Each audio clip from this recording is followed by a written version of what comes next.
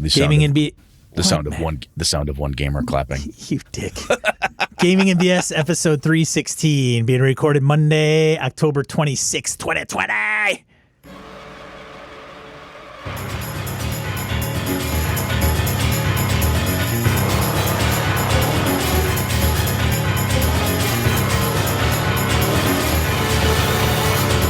Welcome to Gaming and BS, a tabletop RPG podcast. I'm Sean. I'm Brett. Welcome back, folks. And for everyone in the chat, get your name in the hat and try to guess when Sean's audio is going to drop.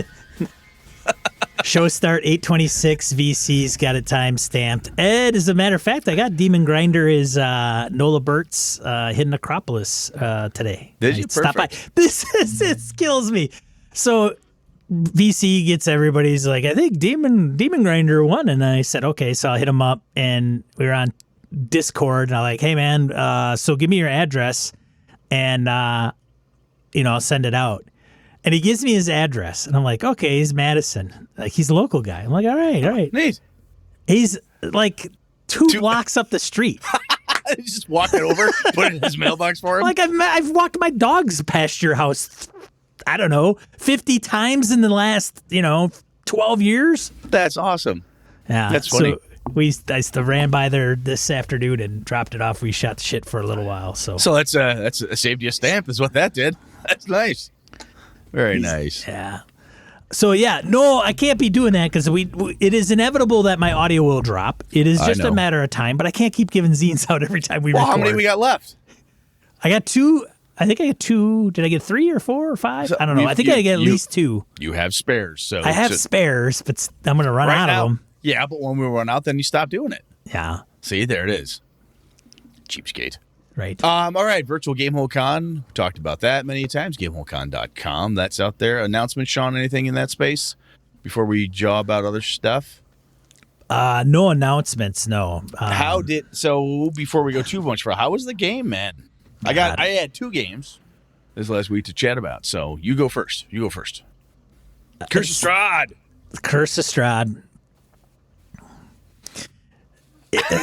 The session overall the eye roll and the head shake is for those of you who don't get a chance to see it. That was worth it right there. So the overall session went really well. Good. I couldn't have asked them to kind of go along with the flow. Great, but there is still there's just a weird dynamic going on, and I've talked to a couple people about it, and it's just, one incident was a person lost the character in session 1. We kick off session 2. Things are still kind of in a mix. I can't get this player's new character in.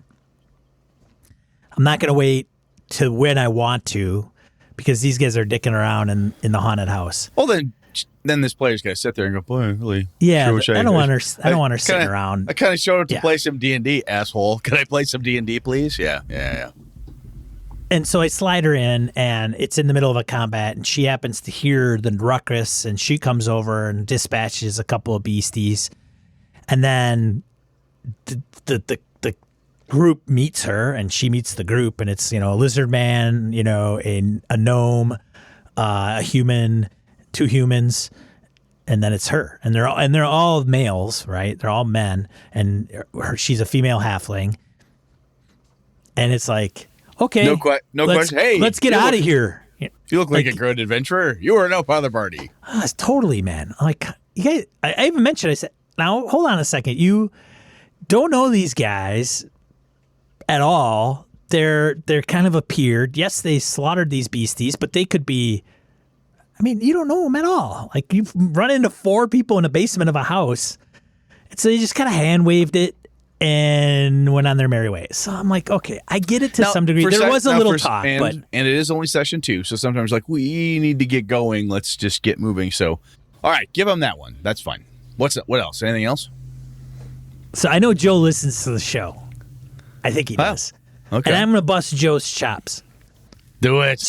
So Joe's character, I've known Joe for 40 years. Joe's one had like a long background. He had a really kick-ass Joe had a long background. He had a pretty decent background, at least juicy 3 paragraphs. Background. You and I talked about this offline. It had good stuff in it. Good Not stuff. Not like over the top garbage, but shit as a game master, you go, ooh, Just this like, is good. yeah, this is good. His mom and dad, and then names, and his dad was missing. Like, he ended up missing. He's a fisherman and ended up disappearing. Nobody knows why.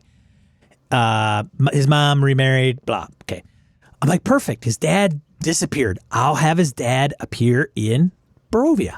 Like, there you go. Somehow.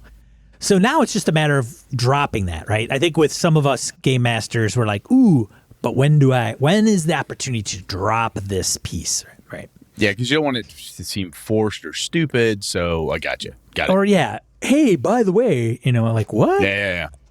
Walking down the street in Barovia and there's your dad. No, not like that. Hi, Junior. Yeah, I got it. So the plan was to have a non-player character recognize him or have him look familiar. Like, you look familiar. Have we met? Nope. Got it. Joe's guy's like, nope, first time here, stranger, strange land. You really do look familiar. What's your name? Name doesn't ring a bell. Okay, fast forward, right? They get to the house, they're talking, and the guy who thinks he recognizes him says, it comes to him, right? Boom, bam. And he says his father's name, Christian, that's the guy. That's the guy that looks familiar, that looks like you. He's got red hair, real tall, blah, And his name's Christian, and he's from Cry, right? So he's got the NPC has an accent. It gets the location mixed up.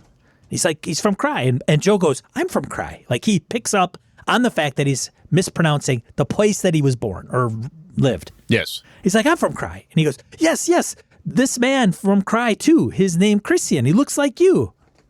Joe, blank face. Cricket, chirp, chirp, yeah, chirp. Crickets, like, right. Like, what, dude? Really? Like, Joe, that's your dad. I'm Joe. like, it's your dad, you freaking doorknob.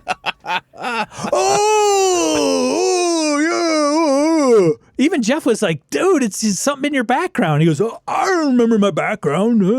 So what we need to look at this, Sean, is look at it this way.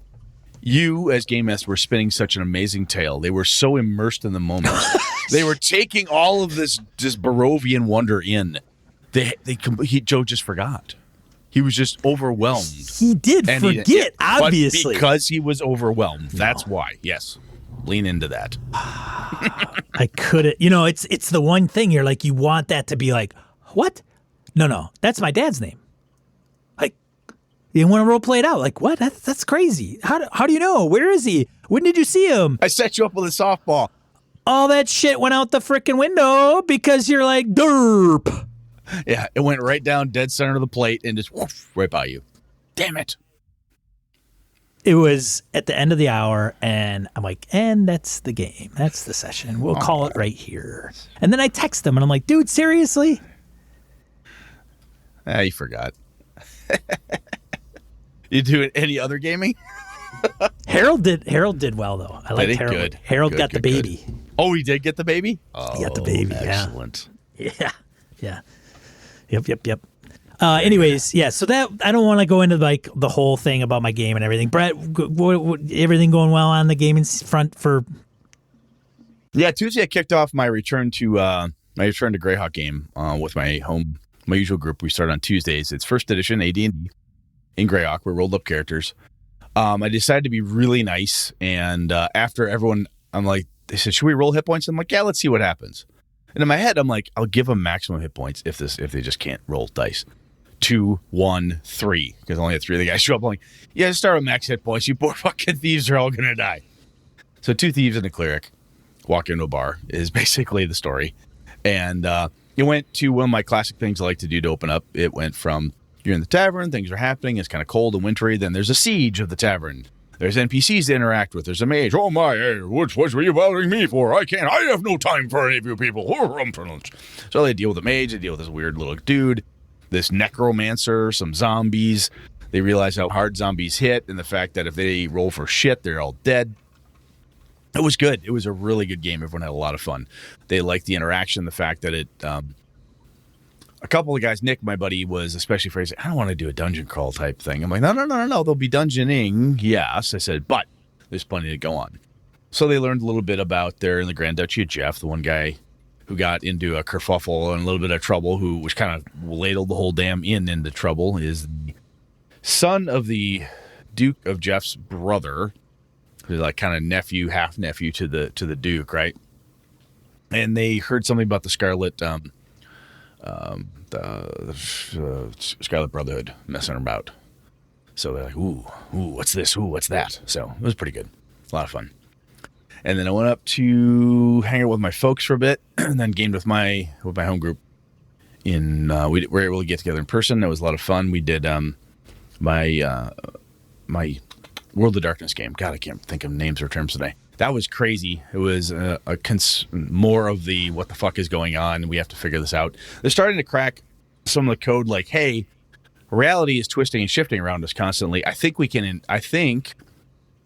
it's partly our fault. And Lenny starts poking at the edges of it, and then got his ass handed to him by somebody who's like, stop fucking around with my piece of reality. Go over there, and shunted him out. And so they started mucking about, figuring things out. It was fun. It was a lot of good time. Fantastic. A lot of a good time. Very much fun. That's a game I think I'd like to explain at some point, but I don't know if anybody cares. I'd be surprised. So I might pull that together, because it's one of the crazier ideas I've ever had for running it, and so far it's working really well. It is an interesting game, and I think it would be worth putting out there. We'll put out bonus or put it patrons or just record crap and put it out there, and they'll listen to it or they won't. That's okay. Okay, maybe we'll do that. But yeah, that was about it for gaming. Good times though. A lot of good good gaming, I should say. Just 2 sessions that week, but it was a lot of fun. A lot of fun. Yeah, Harrigan Hobbs and Tony Sugarloaf, we all wrapped up Delta Green. Oh, did you? Yeah, we wrapped that up, and then my Stars Without Number games done like on hiatus for a while because the GM Crystal's got a horse she has to take care of. So she wrote us an email and said, "Hey guys, hate to do this, but," and I'm like, "Oh." So I'm gonna have 2 games freed up basically. So I'm gonna try to figure out what I want to do next. I just want to get through. I don't know if did I tell you they're gonna fuse my neck? Did I tell you that? You said you were gonna have surgery. Oh yeah. So we're gonna do. I'm looking at December, January. Numbers 5 and 6. They go in through the front, stick things together, put shims and bolts and screws and shit in your neck. So that's the most.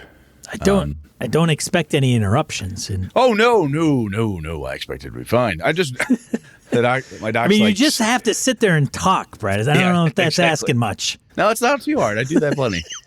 I'm like, how long is your recovery? She's like, well, 4, 6, maybe 8 weeks, depending. Like, you got to wait till after November. Oh, really? I said, yeah, I have a hunting trip and shit I'm doing in November that requires heavy lifting and walking around. I'm not. Priorities, Doc. Yeah. I got to kill stuff and eat it.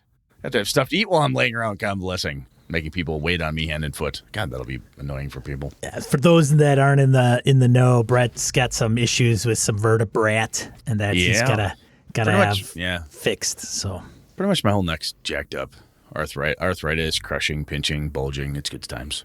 Anyway, so we'll get that fixed. That might slow me down on the podcast. Like if let's just, God forbid, if we actually have the surgery like a Monday, that could slow me down. I apologize. Because they make me stay overnight. Man, excuses.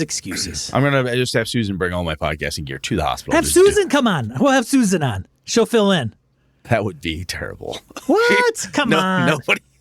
She wouldn't do it. I like a new player, I would just make it smooth. Yeah, you just crush all her dreams and hopes, just like a new player.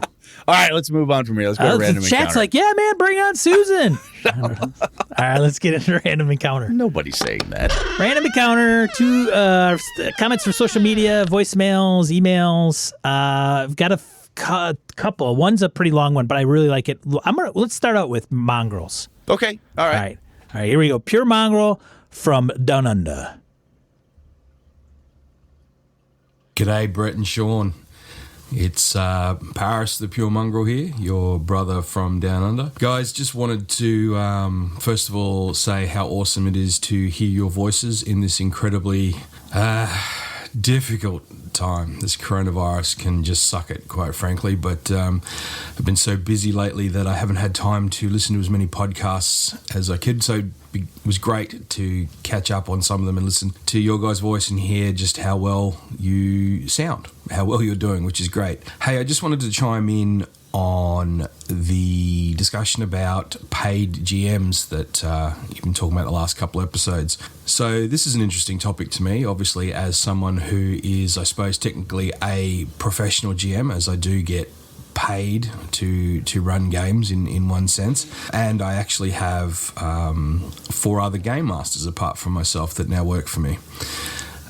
So obviously in my field, we work in a therapeutic sense where we work with young people with psychosocial disability and non-neurotypical brains, which is, not psycho, it's shop speak for young people that deal a lot with depression, anxiety, need help with coping skills, people with autism, etc. You've heard this enough, won't go on. But what I wanted to express to you was that there is this kind of, I guess, negative context that you sort of hear across the community in regards to people selling their services as a game master.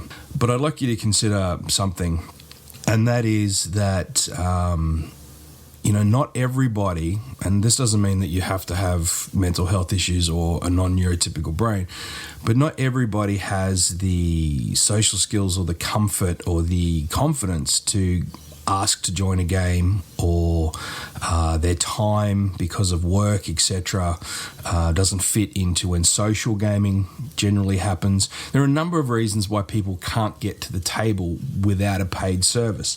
And so while we might see the monetization of something that we love, something that we class as a hobby, the truth is it's a craft and it is an art, and we wouldn't sit there and turn to an artist and say, hey man, you shouldn't be able to sell your painting because you're doing something you love or it's artistic.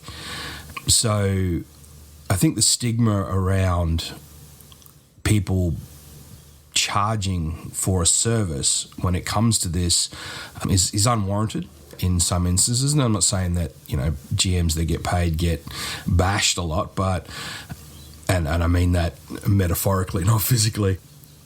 But the fact is that in the world that we live, where we're all connected by digital but don't necessarily have the social skills to meet up with others or even ask to join a game, whether that be online or in face-to-face, to stigmatize paid GMing would essentially mean that there are a lot of people that couldn't join the table, and then we're essentially stopping them from sharing this hobby with us. So as both of you know and talk about quite regularly, there's a lot of work involved in being a GM, and even if it is just improv at the time. What? No way. That's good stuff. Actually, I like the there's a really cool point I think that he has in there, which is the, charging for your services isn't necessarily just because it's a hobby type of thing, right? If when I did the Streets of Avalon book, one of the things that Encoded Designs is big on, and which I absolutely supported, was we're going to make sure we're paying for the art, and not like, here's a nickel, right, give me the best thing you can possibly do. When I have a number of tattoos. When I find a tattoo artist I like, and I'm saying, what do they cost? I'm like, look, what's the going rate? I will pay what is fair. If I cannot afford it now, I will come back later. Asking an artist or somebody who creates, or a creative person who does stuff like that, and then always trying to get the friend deal or whatever it is, can, be frankly insulting. So that point I had not thought about. So that's really solid. Yeah, that's very solid. And the what he's going into here about a lot of work. Yeah, there's plenty of time and energy goes into that. What? yeah. No, this is good. This is good, man. Yeah. There's a lot of energy, a lot of creativity, a lot of drawing on yourself and past experiences that is required when game mastering, and that's no different to any other job when you think about it. On the flip side, some advice for anyone that does want to get into the professional side of role-playing. So as you've heard in the past from me, that I created Gen U Gamer. We work with young people and young adults using all forms of gaming, but a lot of it is role-playing and therapeutic skill building within that role-playing space. One of the things that I will warn those that are looking to get into this space is that when you give up something that you love to a work space, you've probably heard the old adage: if you love what you do, you'll never work a day in your life. That's horse plucking, quite frankly. You actually work harder, and not only that, when you give up something like role playing to work, you'll be surprised how much you actually relied on that hobby for your own well-being, your own mental health, your own de-stressing, your own way of expressing yourself and understanding the world around you. And when you give that up to work, you've essentially given up part of yourself, whether that's something private or, was certainly what I would class as a coping strategy. And so I think it's not. So when people talk about once you start doing, like, how's it? Do what you love, you never work a day in your life. Well, he said that, but but the thing is that when you talk about horse pucky, when he said that, I'm like, oh God, that is hilarious. It feels very true when he says it. Carry on. It is, and it has to do with what I was thinking is, they say, well, then it's going to become a job, right? Mm-hmm. It's going to become a job, and I'm going to hate the job. I don't think that's the thing. I think what it is when we love something and we turn it into a job, and then it becomes a job, and we get bogged down in it, is that it takes away from the aspect of it not being a job. Yeah, it's no longer a there's hobby. no escape. Now, you and I, this is ages back, the first time Gamehole Con moved to the bigger energy center, mm-hmm. right, for the space. Steve Jackson's there, and he's got his being. We picked on him a little bit on the show and whatnot. Uncle Steve. One of the things he said in there, someone asked him, what games do you play for fun? He said, and I'll quote, "I do not play games for fun." Yeah. Everyone was like, what? He said, if I am playing a game of mine, Munchkin, whatever, blah, blah, blah, I am playtesting, designing, and developing. It's my job. I have other things I do for fun, listed them. But now, that is an extreme example, but I can absolutely see what Paris is saying here, is that if like, wow, I always did this thing as the release, the escape from the job. Right. Now is the job. What the hell do I do to release escape from now that? You got to pick up bowling. Yeah, and I suck at bowling. Is it too late to do bowling? Oh, my neck is fucked up. Got to shoot bow stuff Brett does. That would help. Except shoot guns, bow stuff. I can make that a job too. That's a thing people do. That's true. It absolutely is. I know it is. Yeah. I almost did that at one point ages and ages ago. And then what would you do, Brett? You'd have to go and become a IT guy, for I'd be fun. an IT guy for fun. Yeah, I'll be an IT director just as a side gig, something to do for fun. I'll get together and bitch about telcos and carriers and stuff. Yeah. Well, at that point, you would be bitching about shooting bow and seeing animals in the wilderness. Yes. Right? Yeah. Wow, that's. All right, let's go back. Carry on, man. I'd take bitching about that over bitching about AT&T. Anyway, carry on. All right, here we go. There can be a lot of negative feelings around that because especially if the players that in a space where they're paying you to play, you get less of a say in regards to how the table is run. And you can still set the boundaries so that, everyone takes their turn and all that sort of stuff. But ultimately, the theme of the game will be more driven by the people that are paying you for the service. And that may actually be in direct opposite to the way that you like to play. If you like to play more of a serious style game and everyone's mucking around, you have to let that happen in that space. Or conversely, if they want a really serious game and you want to play a fun game, you can't do it. You have to do what the table wants. Yeah, so basically, because I'm not getting paid right now, I could do whatever the hell I want. And, whatever the players want, I have a say. Like, I could say, hey, Jeff, you're not playing frickin' Van Helsing Witch Hunter frickin' Superman. You could indeed do that. But if they were paying me, podcast, all this stuff I talk about, I just be like, what? I can't. What are you going to do? There's an obligation that goes in there. I think that's the larger statement, right? Totally. Yeah. If you're going to do something, we hinted at this or try to get to that point. Is that you've entered the realm of obligation, right? Right, and it's a different world. Do you want to live in said world and deal with that thing? Right. So, good point. The other challenge you'll have is that you'll be playing with a lot of unknowns. So usually when you're playing with your friends or people that you normally play with, there is an understanding of what will happen within that social contract at the table. And when people pay you, they bring with them whatever it is they bring. It could be their personality, their hang-ups about the game, their understanding of the game, the understanding of how it should be played. And as the customer, there is that expectation that they get what they want, not what you want. And that can be very challenging and very difficult for the person that is providing the game. So I just wanted to put that my 2 cents worth in.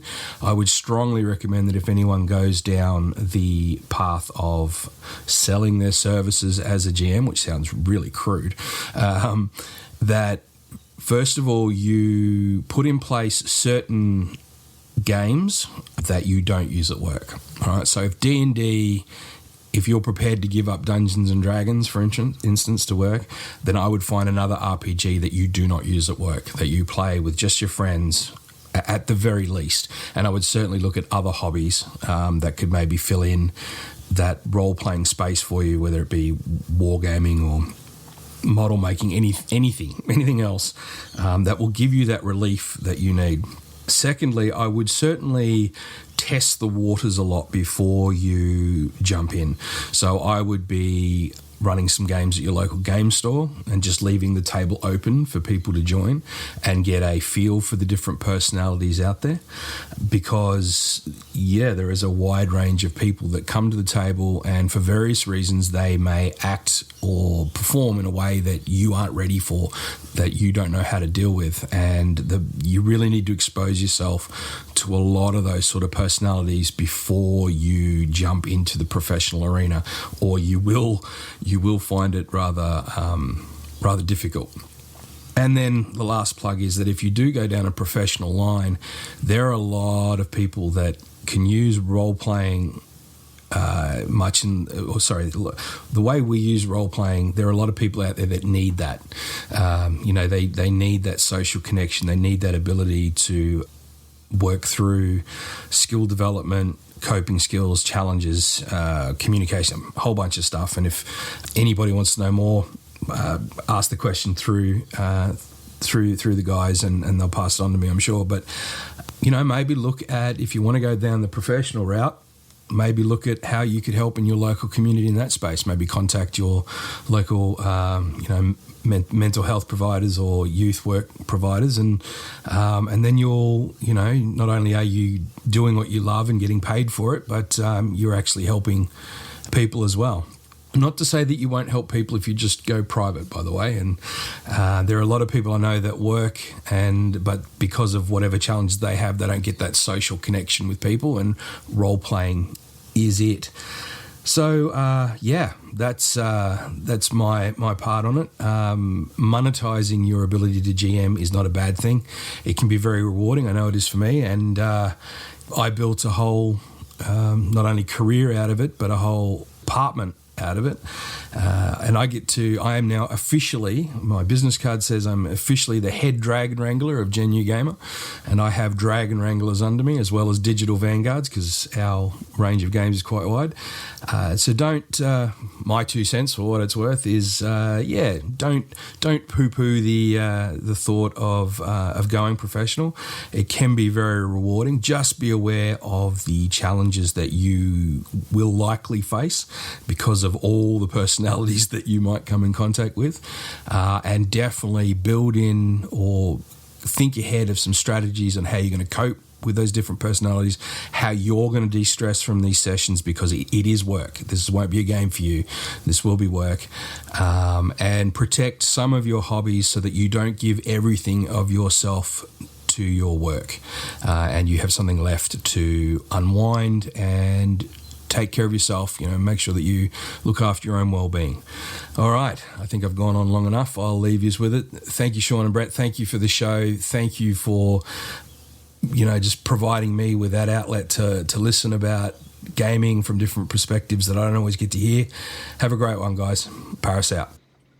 I just felt I know it was a long one, but I was like, I'll edit it down. And then when I got into it, I'm like, he's got some. And these are good points, right? Good stuff. We talked about on the show, like, look, our hope was that we would do our talking, and then people who were experienced in the professional space would then want to join the conversation, because that's our setup. So, that's perfect. We've had a couple other people chime chime in with different experiences, and having people who are professional game masters say, hey, this is what I've noticed, so on and so forth. Even if it's like anything else, you give someone career advice, whatever that is, take it or leave it. That's on you to do that with. But the kindness, quite frankly, of folks like Paris, and I cannot remember a couple other folks that have chimed in. I'm just thinking of the mongrel now because you just happen to write in. But when anybody steps in and gives that kind of advice, I just think it's really kind. And I thank Paris and everybody else who's done it, because it's, if somebody else is thinking about it, like, hey, I would have been like, I'm wondering. oh yeah, I got this, man. I'm gonna go pro, and then everything that Paris would say, hey, like, you might want to consider this and that, and then go, oh shit. Oh wow, I hadn't thought about that. No, this is good shit to think about. So that was cool. Thanks, man. Yeah, thanks, That's mongrel awesome. Man. And good to hear from you, man. Glad you're keeping safe down there. So yeah, good work too. Keep up the good work with what you are doing, because that's fucking kick ass, man. Yeah, it is totally. Second one, the Iron GM leaves a voicemail on cursed items. Buckle up. He's like, I'm gonna write in about cursed items. I'm like, bring it. Bring it. So he is brought in it. He done did bring it. Everybody, this is Eric Frankhouse from Eric Frankhouse Presents. Brett, Sean, I miss you guys. I miss your beautiful faces. So let's talk about cursed objects.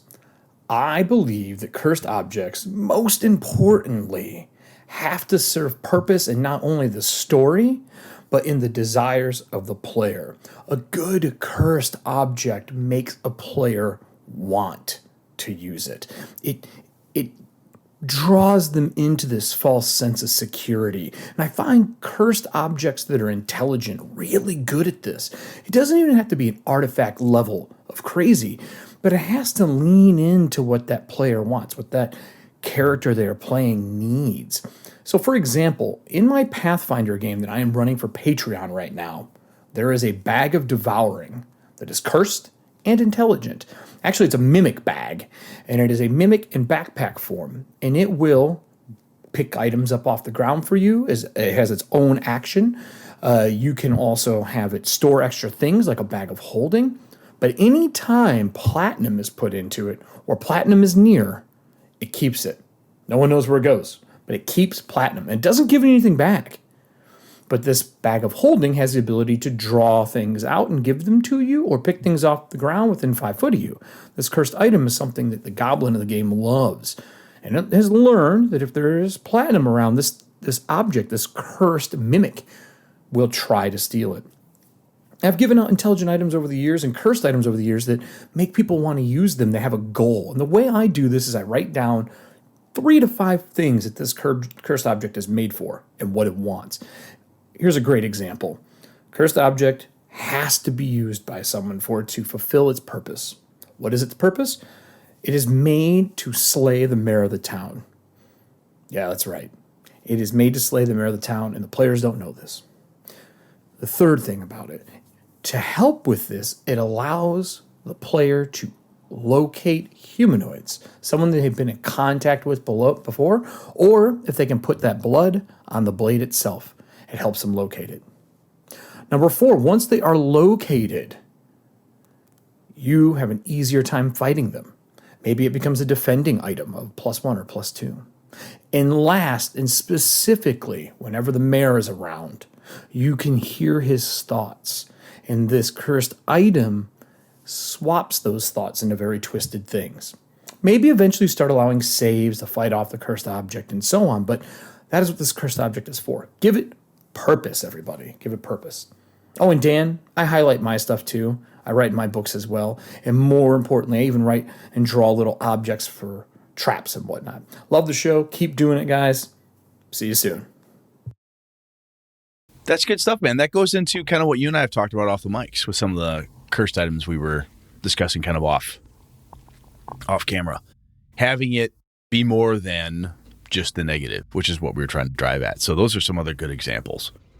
That's really solid. Thanks, Eric. Yeah, he takes a real positive approach to them. Like, they're just these weird things that they do versus... I love the idea. It's a sword that's designed to kill the mayor. Right. And so that's cool. All right, you can hear the mayor's thoughts. Like, that's interesting. The mayor's thinking about murdering some children. What? oh my God, I didn't know he's evil. It's taking his thing and is twisting it, as Eric said, right? So he's actually thinking about building an orphanage. Right. But the sword's like, oh, no. He murders children.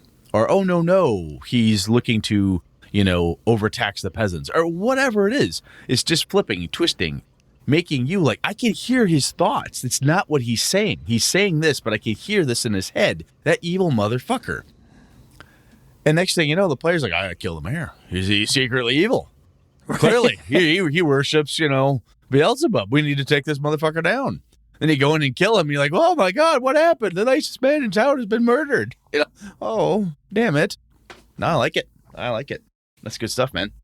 Thanks, Iron GM. Eric Frankhouse presents. Check him out on Twitch. He's got his own channel here and runs and shows his prep work and stuff. I'll tell you, man, and dude, Eric, we miss you too.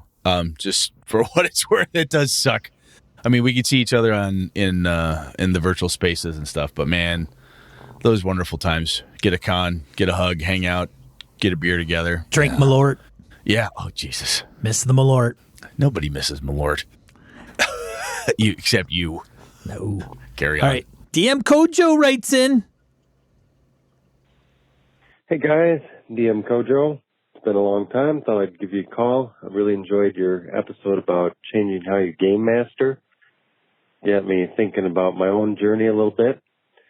I know that when I played in my first run in the 80s and 90s that I was a game master that really wanted to have control, liked it when people were on rails, and when I knew it was coming, I always ran pre-published modules. I still largely do that today, but I know that it would throw me when people try to do things outside the box.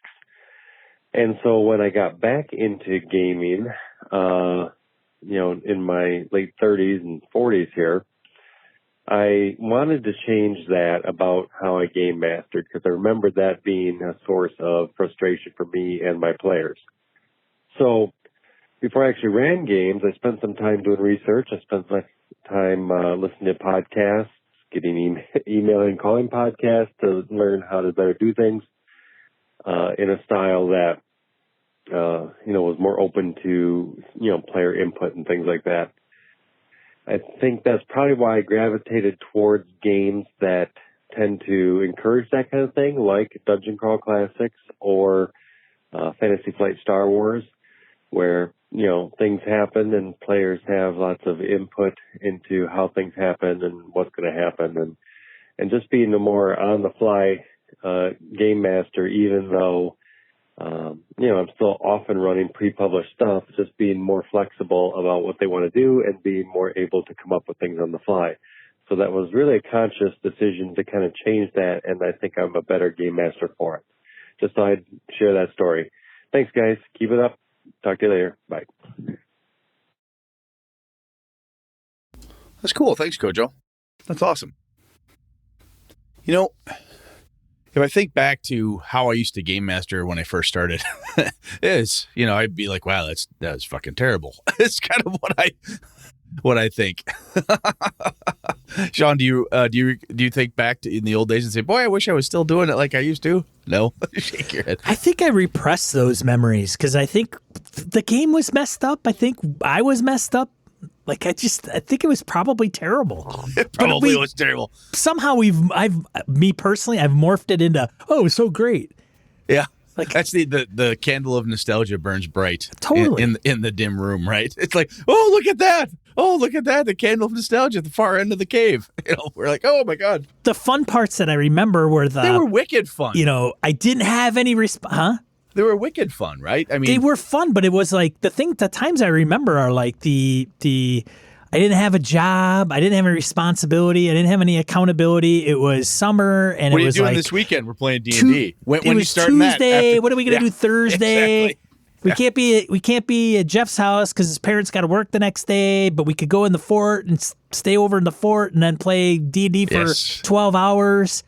But none of the adventures like. Oh, I remember this one exact time. And I mean, there's glimpses of it, but man, I'm old. I forget all that shit. I have a couple bits and pieces of adventures that Eric Schaefer used to run and stuff back in high school, but a lot of it was, okay, Todd's parents don't care if we stay over. And so what'll happen is Friday after school, go home, eat dinner with your family. Everyone just descend on Todd's house, and you don't leave until Sunday or late Saturday. It's just like go, go, go. Honestly, I think that the ability that Eric had at the time, the thing I remember the most that I try to emulate that I learned from Eric in high school was that son of a bitch could run nonstop forever. And part of it was just probably throwing weird things at us and letting us argue. That was probably his way of getting us to stop and think or giving him time to take a breather. But he would run for 12 hours, 13 hours, 2 days. We would just keep playing and playing and playing and playing. Break for pizza, get back at it. Wow. That was pretty cool. Now, looking back and given today, like this past weekend and a few weekends before that, I mean, I could see playing 12 hours because it takes like 2 to get through combat. So, like, I could have like 4 encounters and have it be like a 12-hour session. Fair enough. Well, I'll tell one of the Kojo didn't mention it, but there was a piece he started talking about players doing different things, having options, whatever. Did you see Mr. Kammer's Facebook post on the term agency in RPGs? He hates it because he's in the legal world, because he's a lawyer. Agency is a very specific thing in the legal world. So he hates that term in gaming. It's like, and he's like, look, this is just lawyers rant, so I'm going to blah. He just vomited it out. But I'm like, interesting. Just a different approach. It's similar to what you and we've all talked about on the show for 6 years now, 300 and some episodes, is what does that mean? It's very easy to say, I'm playing a high fantasy game. Oh, you mean like Lord of the Rings? No, I'm talking high fantasy. Like Dying Earth? No. Oh yeah, high fantasy, dude. Like you got to be stoned to understand it. What are we talking about? Yeah, so it's, and the more we've gotten through this stuff, it is so crazy. And this almost goes to Paris's piece on getting paid and so forth, the amount of effort and work that goes into something. And the amount of time we have now, he hinted at this, or since I hinted, he said this directly at the beginning with schedules and time. The older we get and looking to the past, as Kojo just had us do here, I don't have infinite amount of time. I got shit I got to do. I got a lawn to mow. I got bills to pay. I got so much time. And I can definitely see where having as solid of a session zero, a solid of a, here are the stakes, here's the definitions for everything I'm using. We're going to hash out as much as we can up front so that there's, yes, there'll be disagreements. Yes, somebody's going to say, what did you mean by? Let's try to get as much as we can out there. So at least within the spirit of everything, we've all agreed that these are the rules of the road. Carry on. I can totally see why that's become more important, excuse me, at least in my gaming, because I ain't got that much time. I want to be able to sit down and play. I don't want to sit down and have an argument over whether you allow double or triple specialization. I don't want to deal with that. So, cool. Thank you, Kojo. Good to hear from you. Hey, Kojo's another one, man. I miss seeing you, dude. Yeah. Gary Kahn and all that good stuff. Oh, Christ. All right. What else we got? Anything else? We should get to the main topic. Oh, let's do that. Yeah, let's go. All right.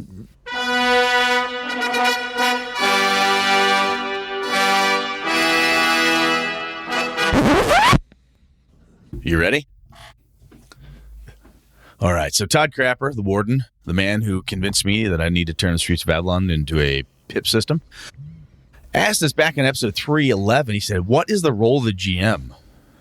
Because we started talking about different modes, methods, and so forth, and he talked about it on forums, and we've tittered around with this thing, like, oh, maybe this, maybe that, whatnot. Kind of, are they a player? Are they more? Are they less? Are they Lord, God, and Master? Are they just there to entertain? So, Sean, dude, I got this. You got this. So I got this, man. I'm going to sit back. You ready for this? Lay it on me. 1, scheduler. You are scheduler. Got it. Got it. No one else can do that. Only the GM. No. Not that I'm aware of. Very much in my experience, it is much the same. I mean, if you're not going to be there and you're the game master, I mean, might as well not have a game. Fair enough. I'm going to write this down. So scheduling. All right, scheduler. Check. Put that down. Scheduling. Got it. Next thing, you are, how do I put it? Expectation setter. Expectation setter. Expectation setter. You're in charge of all that. Like, here's the deal. Here's what to expect. Here's what's going to go down. Got it. Right. This is gold. You're spitting gold here. Diamonds, You diamonds, diamonds and gold. are rules authoritarian. The rules authority. Rules authority. You got to know all the rules, every rule. Got to know them all. Know all the rules. It's like Pokemon. Got to catch them. Got to know them all. Got it. Got it right. Next one, you have to be story guy, person, Story woman, story person. Yeah, Got it. Story person. Yeah, you got to know all the story. Does put that all do the you also story do together? Do you have to be an improv actor so you can do all the voices? Improv actor. You got to put that down. Okay. Voice actor maybe optional. Okay. Let's Voice see. improv acting. Yes, you have to be the keeper of all the character sheets. Okay. Keep Are we- all relevant data. All relevant data, yes, to include, but not limited to, character sheets, Okay. session notes, character backgrounds in case your characters forget what they are.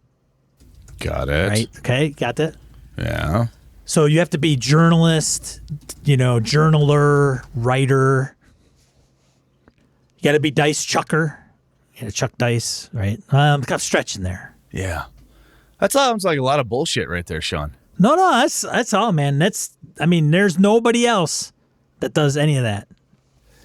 Is there a reason why no one else does it? Because Because they're not the game master. Duh, Brad. It has something to do with the fact that players are lazy. Oh, I'm just going to say it. No, come on now. Let's not throw stones here. So the first one you threw out, I was gonna mention this. The role of game master. I think there's a couple different interesting pieces. I think that often there's what's the game master's role in the game, and then around the game, around like outside the actual game session itself. And we've talked about this before, and I honestly think scheduling tends to fall on the game master because the game master is the one that without that person there, we can't game. Right? That's traditionally, at least in the spaces that Sean and I roll in or have rolled in, is that, hey, I want to play D&D, Star Wars, Star Frontiers, or Dungeon Crawl Classics, or whatever. Who's the GM? She can't make it. Oh, It's got to be all right.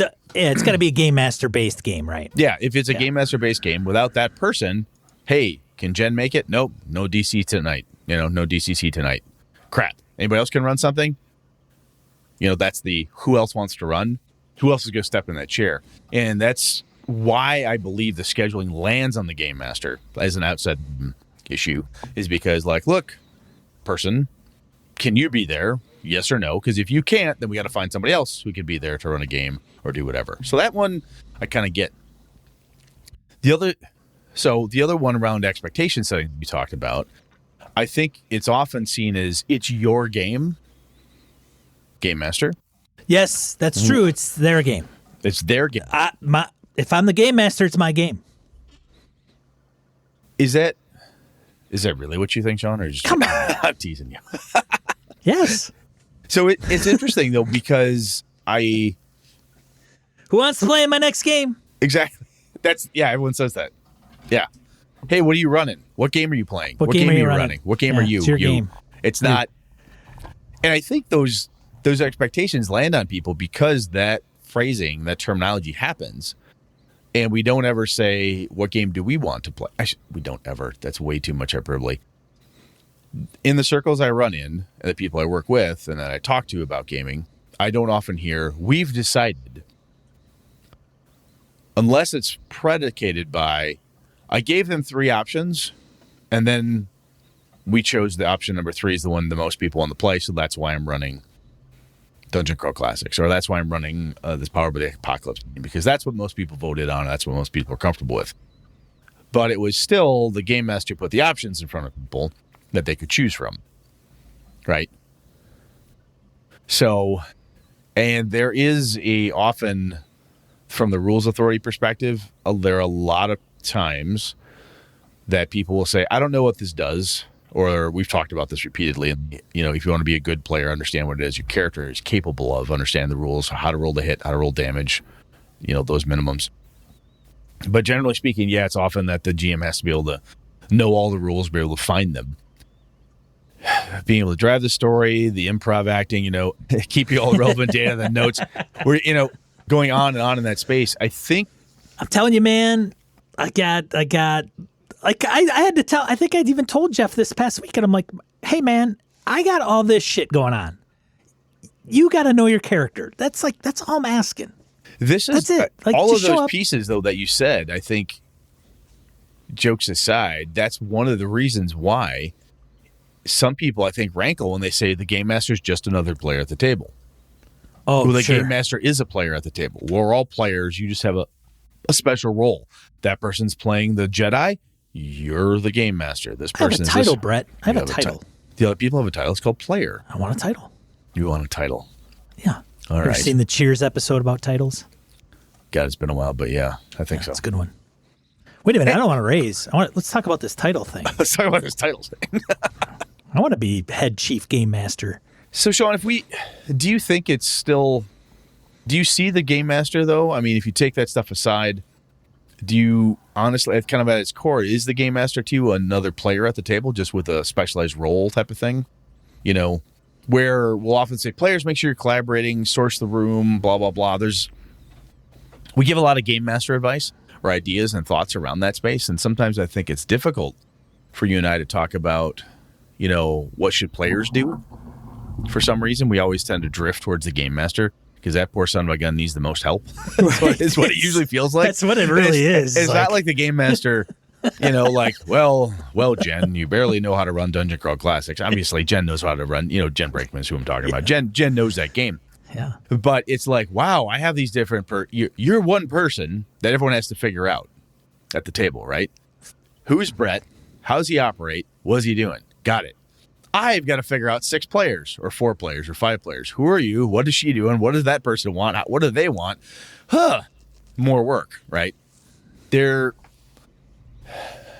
interesting because I guess my instinct is to say the game master is not just a player because of the extra things, but I don't know if those are self-imposed extra things. Just simply from my history in the game hobby to say, oh, no, the game master is clearly more than just another player. He has all this stuff that they must do. Is that legit, or am I just spouting some shit that I've never thought of? I don't know, man.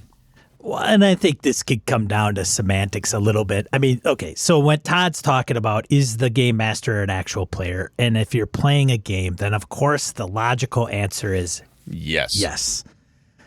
I don't think that's a big, huge deal to put it in that context. However, they just have a lot more on their plate. Do they need to have all this on their plate? Of course not. But I think it depends on the group that you're playing with and the baggage that comes with it. So I think I particularly have quite a bit of baggage when it comes to how a game master is defined in some of the circles that I run in. Yes. Right. And I think that's some of, and changing some of this, like some of the things that I've been encountering with Curse of Strahd, you know, and some people I've talked to, like, you know, I've known Jeff and Joe for like 40 years and Andy and Harold and Vicky for a little bit less. And, you know, so when I say like, oh, I can't believe this happened, why would, you know, I not expect that to happen? Kind of, sort of. I've known Jeff for how long? 30 years? I should be able to write the book on these guys easily. Yeah, so why is it a surprise? If I put this hammer in the middle of the room, Jeff's gonna hit Joe with it. That's what happens with a hammer. Why would it be a surprise when something that, you know, I expect or I want to have happen doesn't? I should expect that. But going back to this, it's and then so what I'm trying to get at is when you change that, it's like changing a culture of your group. Yeah, there's another piece that goes with this, with the phrasing when we say, well, obviously the GM's player, they just have a different title. Right. Now, or they have other things to do, different duties. There's a piece here, though, that I think is interesting that when Todd said this, I went, and I've been noodling on it for a while, is we'll often say, as game masters, did you have fun game? Well, if my players had fun, I had fun. Matt Colville has said that. I have said that. You have said that. Hey, man, if everyone at the table had a good time, we had a good time. That's really cool. That's bullshit. Well, here's an interesting piece, that goes with that. That is saying that unless 4 to however many other people you game with, 8, 6, whatever the number is, unless 6 people had the time of their lives that evening, you as the game master failed or didn't get to enjoy it as much because not everyone at the table had fun. Like, you're hosting this party. Was it a good party? And the host says, well, it was pretty good, except for I didn't have the right kind of wine because Tom was upset that the wine wasn't there, or so-and-so didn't realize that they were allergic to dairy, and I didn't tell them that there was cheese in the dip or something. So you're saying to the contrary. To the contrary. It's interesting because we say that stuff like, well, the game master's job, and we will give lip service to the fact, well, they don't have to, they're not just there to entertain, they're not just there, they're players too, and so forth. But when we talk about playing, we're playing a game to have a good time, we're having a lot of fun with it. Yes, the game master has fun creating different things, voices sometimes, or worlds, or bits and pieces. That's what they enjoy, Brett. That's why they're the game master. They create the world. That's their fun. That's their fun part. Fun part doesn't have to roll over to the table. That's like the miniatures painting. I love to paint miniatures. I don't like to play the game. I like to play the game. I don't like to paint miniatures. So interesting connection. The other piece is that so this poor son of a gun sat down, had a really good fun time building this world, laid it on the table, and all the players went and just shit on it because the players didn't have fun. They thought the world was dumb, lame. They didn't like the limitations. Oh my God, my character died. And now the game master can't have any fun. In a way, they can't. None of the players had a good time, or at least one of them hated it loudly enough to say something. And then that's crushing some of the things that the game master's throwing out there. If you've built a thing, or even if you're presenting a thing that somebody else built, a pre-published adventure, and there's no helpful criticism, there's like, I don't like this sucks, your rules are dumb, well, that doesn't make any sense. These are very derogatory things that often come at game masters and the game master is often seen as, you are stopping me. Again, I'm saying often and whatnot. I know this is hyperbole, folks, and I'm positive there's better examples out there. So I apologize. I'm using, all in type of terms here, but generalities. Generalities. When people say that stuff, they're pointing across the screen saying, you, Brett, you prick, I could be having fun at this game, but you didn't explain to me how to level up my character appropriately, and therefore I am not properly tuned for this fight. It's not my fault I died. You fucker, Brett. That tone, not those words, that tone and that meaning was given to me about a year or two ago. Wow. And I looked at that person and I said, are you fucking kidding me? Right? It was a big throwdown. We figured it out, so on and so forth. Well, it's interesting when we try to say this about the GM, but that person has a lot to do, and also their pleasure, their fun for that session has to do with people that aren't. They can't even. They're relying on 5 other people. Now, having said that, some of the things that I mention about players and the dynamics is I don't see beginner players in the same light. I wouldn't hold them to the same standard as people that have played maybe even the same game over and over. So I mean, and I say that same game because you could still have somebody that's like, I'm a player, I'm a gamer, and I've gamed for years, and they could play Delta Green and not know the system, not know the yes. Right, the nuances. Oh shit, dude! There's so many games out there right now. You could easily lay a game in front of me I've never played before. Like, I'll have to figure this one out. Right. So that context does come into play. Like, I wouldn't want to treat a new person of the hobby like I would treat somebody that, like Jeff. Like, I don't treat people like Jeff. Jeff's my punching bag, man. I need people like Jeff to punch. Yeah. So, but at the same time, if Brett, if Jeff's like gonna like him and haw and something's going on with his character, I'm like, dude, come on now. You've been playing 5e since it's come out. You kind of should know this stuff. Like, maybe the player to your left probably doesn't, and that's okay. We'll kind of, hold them with kid gloves.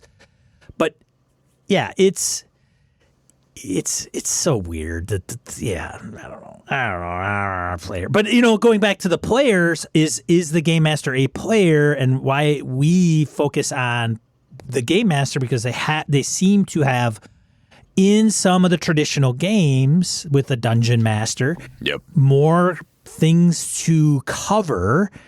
If we did a podcast on players, like, man, there's some players I know that show up at the game table with their character sheet, and that is it. And then when they're done, I know player characters that don't even level their tunes. Like, they just, Like, oh, I forgot to level my tune, And then if that's the extent of it, oh shit, okay, I got a +1. My base attack bonus goes up 1, and I get these 2 choices. Okay, I'm good. And then they show up to the next session, and that's kind of it. Like that's it. Some people for a player. If you're really setting the bar low, you could show up and you could phone it in. You could phone it in. Yeah. You could phone it as a game master, but when you do that, in those games, everybody can tell. It's not like we can't tell that Brett or Sean is phoning it in as a player. Sean, you're going to play? You're going to roll your dice? Oh, yeah, I'm rolling dice. Because most times, a player who doesn't get into the game heavy, some of the player character sheet in front of them, the PC is just, they roll their dice. Yep, I hit, I attack, I do this, I do that. They're not diving into every story. They're not, they have a very short backstory, if one at all. Depending again on the game you're playing. Just talking some of the trad games. A lot of times you can be a pretty low cost of entry for some of the play styles that are out there. And those are often very fine. Somebody who knows the system, understands their character, figures it out and goes, shows up all the time, plays, is responsible. Awesome. Yeah, some players look, I just like playing Dwarven Fighters. That's what I do. Totally fine. I'll expect a Dwarven Fighter every game. Don't care. You're Ragnar the Forkbeard. Got it. We play. Totally fine. Don't care. But if the game master shows up every time and does the same thing, just sucks the air out of the room. Yeah, or it feels like the whole game. Every adventure starts off in the tavern. Yeah, and then the same tavern with the same entry point and the same. Oh, it's a bugbear, not a dragon, or whatever. Yeah. The bartender's name is Brent. But yeah, I thought the last one was Brett. Well, this one is Brent. Whoa, there's a stretch. Stretching there. Yeah, that's good. That's good.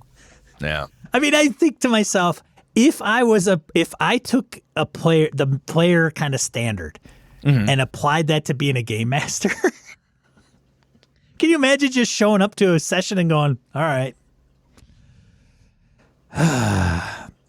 honestly, you are in a tavern. Honestly, reading the old school box text and that type of approach is exactly what a lot of us did in high school. Us old guys. Sure. And a lot of times when you first start game mastering, you read the text, or you're like, okay, you're standing outside the dungeon, and you're here to rescue the bartender's son, and there's supposed to be a goblin king in there. Okay, so who's going first? It doesn't have to be evocative, blah, blah, blah, blah. No, it doesn't. But we talk about all this great stuff that, anyway, I guess there's... Todd, we're probably butchering the fuck out of what it is you actually want us to talk about, man. So but this is the shit that hit me, Todd, when you mentioned this. And I'm really thinking, man, it's interesting because the game master, what is the reason that they're on this pedestal or this behind the screen? They've got this special thing. And some of it is historical. We just ladle this stuff on the poor person. Like, hey, guess what? You're supposed to. But honestly, the crux of it to me is, did the players have a good time? Well, then I had a good time. And quite frankly, that's very true for Brett. One of the reasons that my World of Darkness crazy game is going so well, and I'm smiling and I'm enjoying it while I'm running it, is because I got 5 guys at the table and they're all like, wow. Oh, wow. Oh my God. What the fuck is that? Oh, Jesus, that's creepy. Oh, wow. Wow. I'm hearing this. I'm like, oh, because my God. They're buying into what you're selling. Yeah. And they're buying, and I'm getting this wonderful feedback, right? Right. When that doesn't happen, I feel like I fucked up. I failed. Everything's gone to hell. And if your player screws up and forgets that his dad is named something from the town he's from, you go, Joe, damn it. And he's like, oh, crap. And everyone gets a giggle and we move on. And Joe's got this now. He's like, okay, cool. Oh, sweet. My dad. That's right. Sorry, I'm a moron. Carry on. Yeah. Bite the hook, dude. Get in there and go. Right. But if that happened on the flip side, if the game master, if the player came up and said, well, yeah, I'm looking for, so-and-so. What's his dad's name? Christian. So if he kept walking around saying, have you seen Christian? He looks a lot like me, blah, blah, blah. And the game master after the 4th time said, Joe, why do you keep asking for this guy? Who is this guy? He'd look at you like, you fucking douche. It's in my background. Remember, it's my dad? The thing I want to do the most? Oh, yeah, I'm sorry. Dude, what do you think I wrote that for? again, I've been that GM. Crystal called me out on it. Yeah, I haven't read this elaborate background. You haven't read any of it? I'm like, sorry. oops, sorry about it. So it's interesting, though, then, again, somebody creates a thing, gives it to you, and says, you make something of this, or I will be disappointed.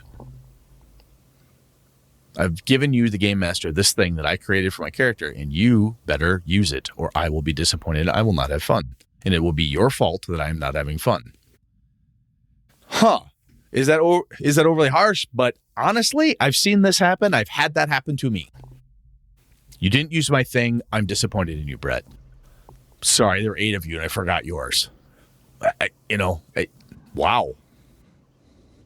Yeah, I don't think some of the players I game with, I haven't done it in a long time, if ever. It's, maybe not relevant. And now all of a sudden it's occurring, and now it's like, wait a minute, hold on a second. So I don't blame the players for not providing some juice, because I'm not using the juice, so why provide it? Yep.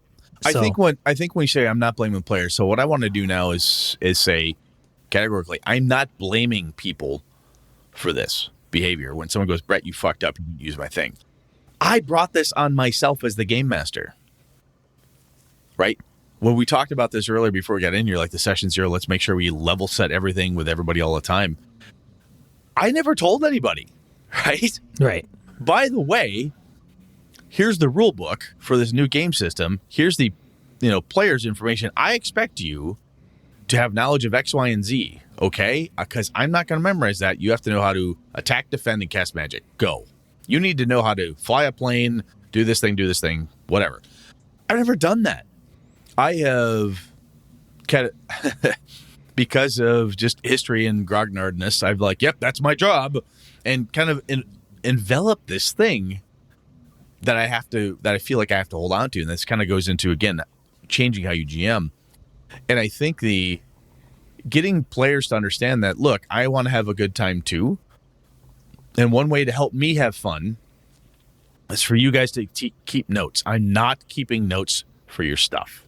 I can't. I do not have time. Please do that. Right? And explain to them, it's not fun for me. I don't enjoy it. I have enough of my own shit to worry about. Please do that yourself. So I honestly think, though, that I brought some of that annoyance on myself at the end of all things. When the player gets mad at me that I didn't use their background, did I ask him for a background? Yes. Did I give him 3? I said, and make sure in your background you have 3 points because I need those. And then I failed to use any of those 3 points for one player. That's fucked up, Brett. You told 8 people that you had to have this. They all gave it to you, and everybody got a taste but this person. I brought that on myself. I walked right into that meat grinder. Why did I do that? Why didn't I say, hey, how about we do some character development on the fly? That will help me, by you saying, yes, I'm looking for my father. His name is Christian. Do you happen to know him?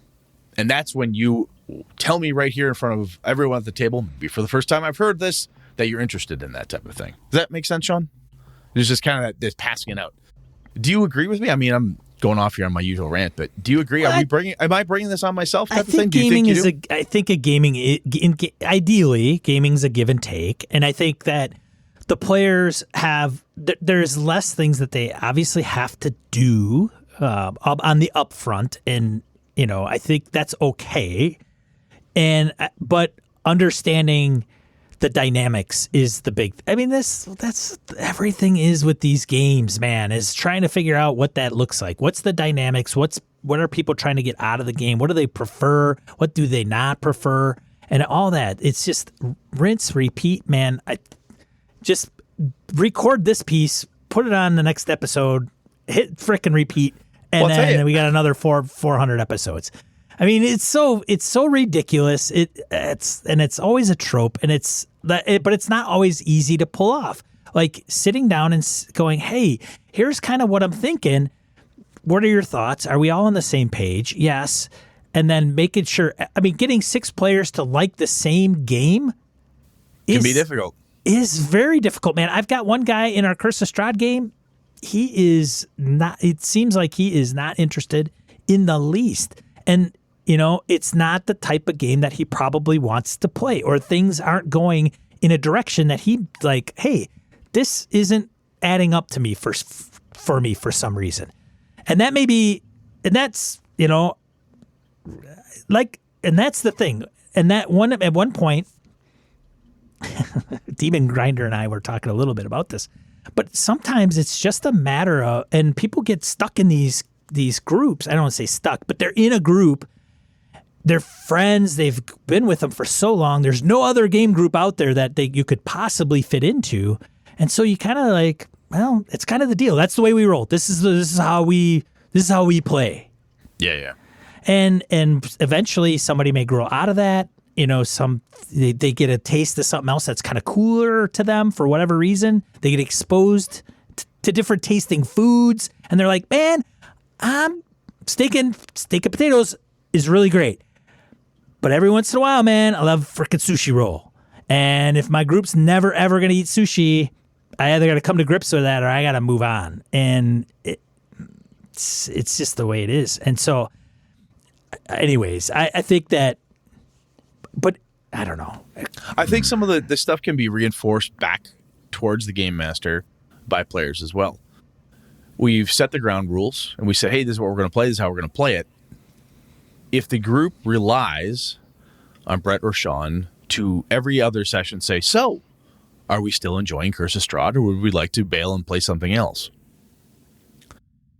If the game master is the only one, once we've agreed to play, you are stuck playing, then the game master is the only player at the table who has the power, for some reason, to stop the game and say, I don't like this. Right? So the other component here is, grown-up time, whereas players, I have had players in my home group say, I don't like that game. My buddy JR, he's not interested in my World of Darkness game right now. He doesn't have time. He's got other shit he's doing. He's like, you know what? You guys have fun without me. That's fine. Nick was running Star. That's what you should good do. on him for saying that and stepping up and saying, hey, and it's good on you for not getting pissed off or pissy about it. Right? Nick loves Star Wars. He got a hold of me and said, I want to run a Star Wars game a while back. He said, I know Star Wars isn't your big thing. You've said that before. I said, yeah, Nick. I said, but I'll be there. I'll play a support character. I'll have a good time. I'm ready to give this a go. Lenny said, I'm just not interested. I'm gonna sit this one out. Totally fine. Nick is not offended. Lenny's not offended. We're actually more offended if you sit at the table and whine and complain and hate it and mope and act like you don't want to be there. Get up and find a reason. Never show up. Be late. Be a dick. Whatever. And that's where I think from that I have fun if you have fun perspective, if you are not enjoying it, if you have something, one of the things players can do is say, you know what? I see you all are having fun. I don't have to be here. Let's go. But it doesn't always have to be the game master who's in charge of the morale of the group, who's in charge of everything else, And I think this is where, again, when we have these expectation settings discussions and stuff, some of this comes down to telling the players as well, if they're not used to it, I need you to tell me if you're not having fun. Even if you don't want to say it in front of God and everybody, bring it up. Say, Sean, I'm not having fun with Curse of Strahd. Would you be mad if I don't play? And Sean says, no, dude, thanks. I appreciate you telling me so. Don't even worry about it. I'm going to use your character as an NPC for a while because I need the muscle. But you know what? I'll get you on the next one. That sounds good, Sean. Thank you so much.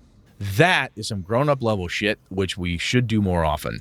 And again, from the role of the GM perspective, that's almost where it's like a GM sharing component where that piece, that trad world where the game master has to ask you, are you having fun? Are you having fun? Are you having fun?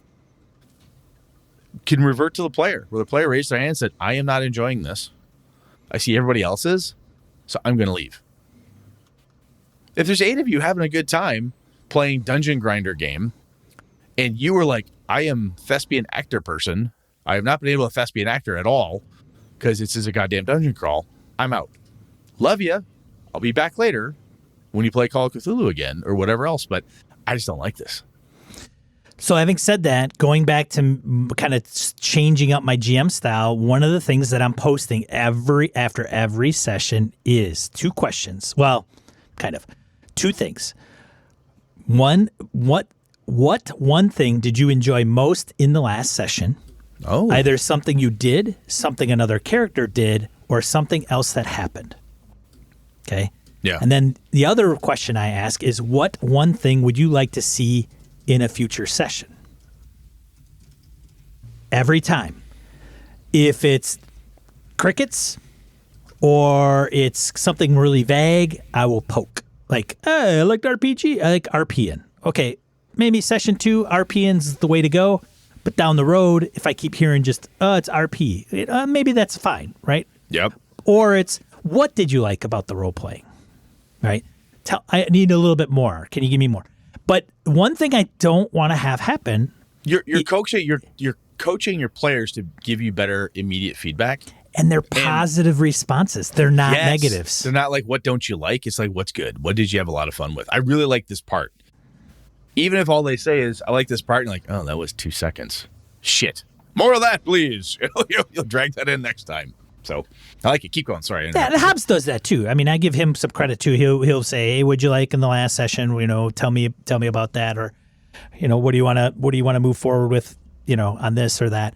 And so I think, and that's, I mean, there are some GMs are like, that's exactly what I do. And those, but I didn't often do that before. And so it was just always, again, this is a group, specifically the group with the Curse of Strahd. It's just always kind of like, well, it's the book, right? It's the same book. Why is anything going to change? Why should I have to ask? I already know the deal. And that's me changing stuff up so that it's not going to either bog me down, get me bummed out, or not cater to what the players are looking for specifically. And frankly, if the players don't chime in, hey, guess what? You don't get what you like because I can't read your mind. So if there's no feedback, then I could just expect that status quo is good. One of the things you're saying here, I think, is really, because you talk about your home group, and it reminded me of when I had a blow up with my crew and whatnot. I took it for granted. And you started off saying that, look, I've known Jeff for 30 years, blah, blah, blah. I should know this. And there is a time where we get in a rut of whatever that is. And like, what's the GM's role? Well, the GM's in charge of everything. I want him to do this. I want him to do that. I want him to do this. How have we got here? Well, we got here because I've been gaming with Jeff for 30 years and it just piled into a thing. It's just a status quo thing, and it needs to be shaken up periodically. And I think what we've been talking about, and I think it's interesting, what's the role of the GM is almost this wonderful call to action in a way that Todd's given us here. And like, what are you supposed to be doing? If you say, well, it's obvious, really, let me know, lay it out there. And if you have it and you and your group all approve of it, and that's exactly what you all agreed to, bully, go for it. You got this. But it might be worth looking at saying, is the only way that you're having fun is if 5 other people at your table have fun? That's a lot of stress. That's a lot of stress. Yeah, it's a lot of pressure. It can be, and not everybody likes that pressure. I, for one, don't mind the pressure. I kind of like it. I like doing really well and blah, blah, blah, blah, blah. I love that. However, there is something to be said for how crushing it can feel when it's not going well, and so on. But anyway, it's just, it's an interesting thought to go at it and say, what am I expected to do at the table as a game master? Am I really the only person who can, I'm relying on 5 other people to have fun? Am I the only one who can ask the group, are you having fun? Am I the only one that ever solicits feedback? That's a lot of work, a lot of pressure. Players talk too. I mean, it's complete bullshit if you don't think your players are talking amongst themselves about your game. I say your game, right? There we go, right? So, well, that's a classic parlance, man, as you call it. It's the game master's game. I'm just playing in it. Right. it's their world. Yeah, it's their world. I'm just borrowing it. Oh. Yeah. Well, and it's goofy. So we've done this long enough. But Todd, Mr. Crapper, I apologize. We probably totally butchered what you're trying to get at. So if you would please, sir, explain yourself better or help us understand if we completely missed the mark. And if anybody else out there listens to this back and forth and think, oh my God, you missed a goddamn point, lay out on us whatever you think the point is. And what do you think the role of the game master is? And what games, if perhaps we didn't even get a chance to dive into this yet, but some games may well have really cool mechanics or help facilitate a style of game mastering That's better than some of the trad stuff Sean and I started with here. So I honestly see this as kind of a first part of this discussion. And with some good feedback from listeners, we might crack into another episode at some point and tear into little different bits and pieces. Hit the high level stuff here, basic gut check type of explanations, and we'll see where it goes. Is that good? Sounds good. Let's get into die rule. Die rule. 2 to 4 miscellaneous points of game and a geekery we want to bring to you. Craig, he wrote in last week. He's got a YouTube channel. So, plays RPGs there. So I'll put a link to his YouTube channel so people could check that out. The second one is Token Stamp. So if you, I've seen a couple listeners, Mr. Jared Rasher was quite impressed with Owlbear Rodeo.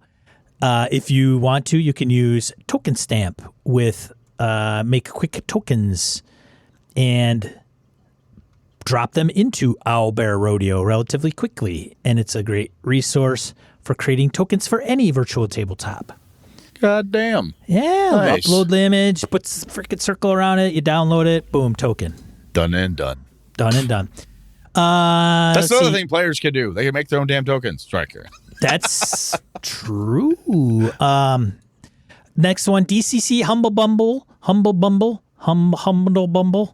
supports the Red Cross. Thanks, Larry. Does wrap up 20 days as of this recording, not when you hear it. But if you want DCC, man, it's got, I mean, I don't know if it's the entire DCC library, but it is a ton of DCC stuff. Yeah, Humble Bundle is the place to get anything and everything you've ever wanted from something.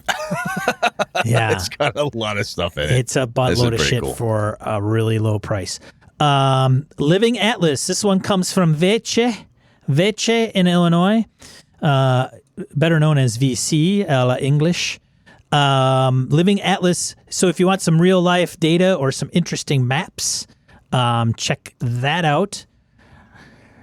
I'll tell you, man, VC does some amazing cartography work. Yes. He does some really good stuff. So if he's pointing you at this is a good resource. So Thank you, VC. That's good. And then the last one, I think Larry pointed out as well, Flames of Freedom, Grim and Perilous, powered by Zweihander. No, it's a Kickstarter till November 4th, which is coming up soon. It is fully funded, big bucks time. Check this out. Yeah, they're calling American Gothic Horror, powered by Zweihander. Yeah. Yep. So if you like Zweihander and you like the era, then that's something to check out for sure. Other than that, that's it for Die Roll, man. Cool. What are we talking about next week, Brad? We got a request talking about Game Master screens, so we're going to talk about GM screens a little bit. And DM screens? Well, come on now. We're in the digital world. Brett, do those things even exist anymore? I actually pulled my first edition one out on Tuesday because it had the hit charts on it. So I had it laying in front of me here so I could see them while I was working the screen. So definitely easier than paging through the DMG. Oh, hell yeah. All right. Cool, man. We'll see how it goes. Sweet. Looking forward to that one. So, do you use a DM screen, Brett? You said you did. I was for the first edition because I wanted the charts. I've got a nice first edition old school GM screen that had the charts I wanted easily available. But other than that, I usually don't because I tend to forget what the hell is on the goddamn screen. I'm telling you, man, I want to still build the super duper ultra wide, ultra high GM screen. I'm going to take all the ones that WotC's ever put out. You're going to go old school like Gary and the guys used to and hide yourself full body screen so you're hidden behind it. Build it all up and out. Hold on a second. Oh, it's this chart. Tick, tick, tick. Nice. Thanks, everybody, for joining us live here on twitch.tv. We record Monday nights at 8 p.m. Central Time. Won't you join us, please? Otherwise, if you see this on YouTube, give us a like or a subscribe. And you can find this show, obviously, a couple days later via your favorite podcatcher of choice. Cool, man. For Gaming and BS, I'm Sean. And I'm Brett. Good night and good game and all. This episode of Gaming and BS produced with help from the following BSers. Grand Minert, Corey Wynn, Craig Shipman, AWOL Trooper, Quigley Malcolm, Larry Hollis, Obscurus Dominus, Isaiah Aries Christian, The Duke in Purple, Jay Plata, Phil McClory, $1 Adventure Frameworks, Jason Weeb, Eric Frankhouse Presents, Daniel Garrett, Jim Ingram, Curtis Hinson, Rory Weston, Mike Hess Jr., Ghost GM, Mark Sohm, Hoos Carl, Eric Tavola, Henry Newcomb, Melissa Bashinsky, Harrigan, David F. Baylog, Brian Rumble, Jeff Goad, Niall Diamond, Corey Gonzalez, John Kayward, Jeff Seifert, Andy Olson, Eric Avia, Perry Besor, Laramie Wall, Brian Kurtz, Robert Nemeth, George Sedgwick, Eric Salzwedel, Angus, Howard Bishop, Craig Sky, Thomas Hook, Mark Richmond, Ron Bishop, Larry Hout, Old Scouser Role Playing, Jim Fitzpatrick, Ray Otis, Jared Rasher, Stefan Dragonspawn, Roger Braslett, Craig Huber, C.W. Mellencamp, Dan LaValle, Pure Mongrel, Mark DeSaka, Jason Hobbs, Chris Steele, Andy Hall, Tony Sugarloaf Baker, Old School DM, Ed Nyes, Adam Grosjean, Josh Wallace, Chad Glayman, Corey Welch, Brett Pazinski, Rich Wishan, Mirko Froelich, Aaron Relia, Curtis Takahashi, and Joe Swick. Hey, I don't know if you are aware of this, but we do have our own online community and forums. Head over to forums.gamingandbs.com. Introduce yourself. Partake in the RPG conversation that's going on over there. We'd love to see you. Thanks, BSers! This has been a Litterbox Studio production.